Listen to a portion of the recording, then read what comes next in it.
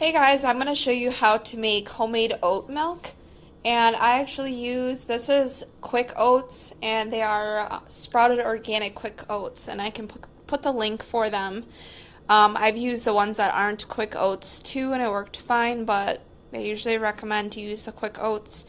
I do sprouted because it is much more healthy. It releases the phytic acid and the anti-nutrients, so that it's much more nutritious, and it releases all the nutrients into your body then instead of pulling nutrients from you. It makes the grains much more digestible, even though you're not really going to be digesting the actual grain. I love oat milk because it is much more creamy and sweet compared to some other milks that you can buy from the store. Like almond milk can kind of be a little runny, so it's hard to froth for lattes and different frothy drinks, and I like to use it for that. It also, for somebody transitioning to a milk that is not cow milk, I think it's an easier one to transition to because it is sweeter and thicker and a little more creamy. So what I did is I put about a cup of oats in here. Then you're going to fill it to the liter mark with water. You can do any of these steps in any order, really. Use filtered water. Alright. And then you honestly could stop here, but it is definitely recommended to put a little bit of pink Himalayan salt in it, just like kind of a pinch. So hopefully this doesn't come out too fast. Alright, just a pinch. And then these are my secret ingredients to make it bind together more, be a little more flavorful, thick. So I actually am going to use this sunflower liquid lecithin. And I got this through Fullscript, and you can sign up for my Fullscript account. I can put a link for that as well. And this actually, so this binds it together, and you might see this in other stuff that, like chocolate, sometimes has it if you get a good chocolate. A lot of times they use soy lecithin, and soy lecithin is actually not as healthy for you because it's like a waste product of soy. Sunflower lecithin, though, is really good for you, and it actually helps to, it helps your body to, like, break down or remove fat. So when you're eating something and it's high fat, and your body is not able to break it down, or you're eating fat with protein, sometimes it's good to have sunflower lecithin with it, and it binds to that fat, and it helps it travel through your body. So, I add about a teaspoon and a tablespoon of that, and it does have kind of a flavor, so then I like to mask it a little bit with some pure vanilla extract. The flavor really isn't that bad, but it just does have slightly bit of a flavor. So I use this organic vanilla, and I'm going to put about a teaspoon of this in it as well. And you can put a little maple syrup in it, a little coconut sugar, or you can put like a stevia packet in it. I'm going to use Thrive Market's organic stevia packet for mine, and I probably am just going to use half the packet and try it out and see if it's sweet enough.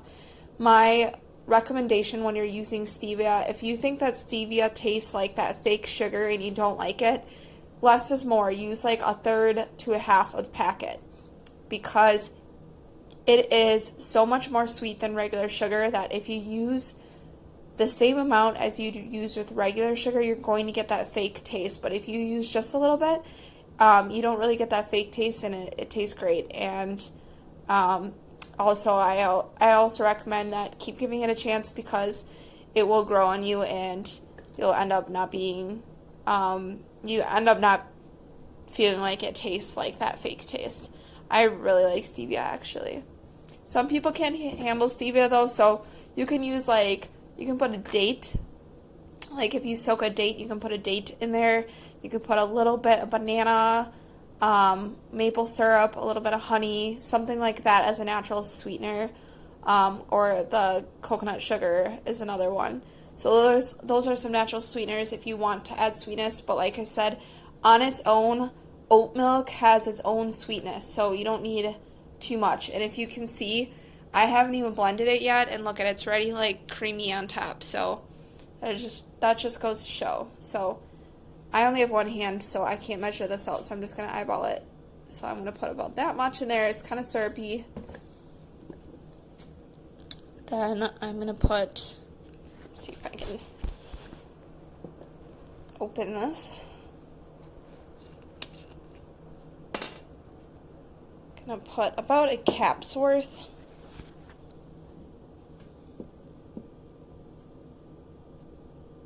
Of vanilla extract in there. And then I can even like blend this up and see how it tastes before I add the sugar in there, and then decide if I want to add any sugar in there. Okay, so once you get everything in the blender, we're just going to blend it on high power speed.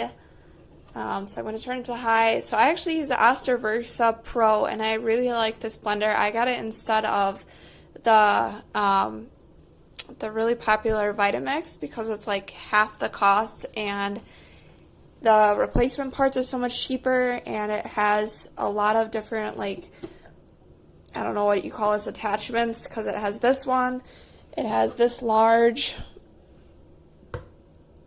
one, which is really nice. It has a food processor as well that comes with all these different attachments with that, and then it comes with 2 personal blend and go cups, so it's really nice because it's got like so much stuff.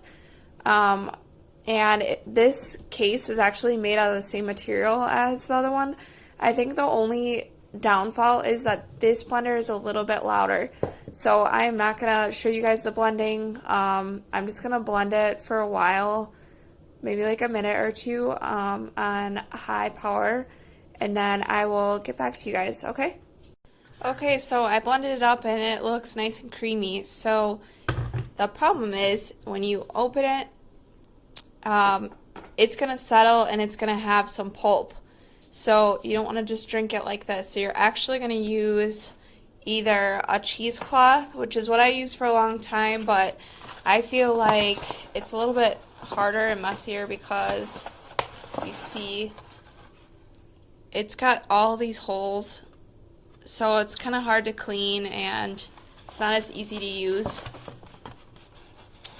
I just picked up this, and there's a new no waste store that's coming to Milwaukee. I think they're going to be in Bayview area, and they did a pop-up shop, so I picked up this and I'm going to use this for the first time. I think it's going to be a lot easier because it's like this nap bag, so it's going to be a lot better at filtering it out, and you can just pour it right in there and then you just like squeeze it out. Okay, so I just poured it all in the bag, and as you can see there's like pulp, so then what you got to do is pull this bag shut,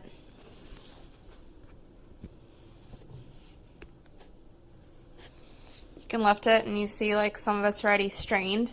But all you're going to do is just squeeze out the bottom of this bag until all the liquid is out and there's just pulp remaining.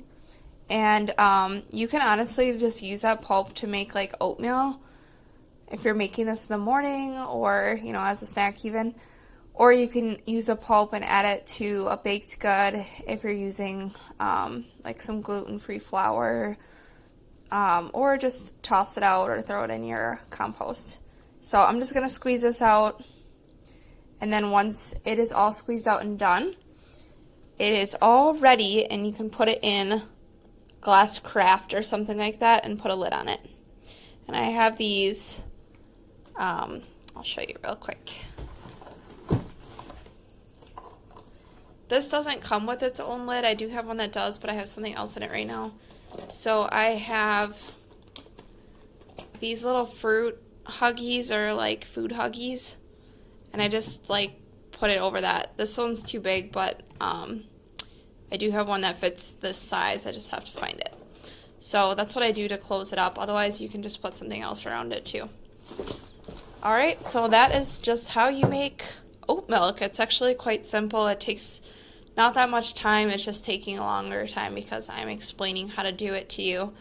So, yeah, and then that keeps in the fridge for about a week. So it's super simple. It saves you money, and it is free of artificial vitamins and additives and things like carrageenan and cane sugar and stuff like that. So very healthy, very good, and it's great for frothing and lattes and drinks, or adding to smoothies, or even baked goods.